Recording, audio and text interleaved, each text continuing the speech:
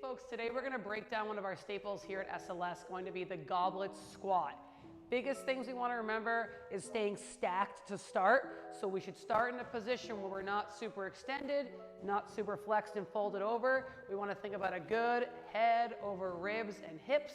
If you're someone that feels like they fall forward a lot or loses their heels on the squat or just plain isn't getting the amount of depth they'd like, feel free to elevate your heels, all right? On the appropriate weight for you, all right? We want to get this kettlebell or dumbbell loaded up. We want to make sure it's not resting onto the chest. We're not leaning back. Again, nice tall stacked position. Slightly reach those elbows away. We're going to get a good inhale as we lower. Stay heavy in those heels. Good exhale. On that way up.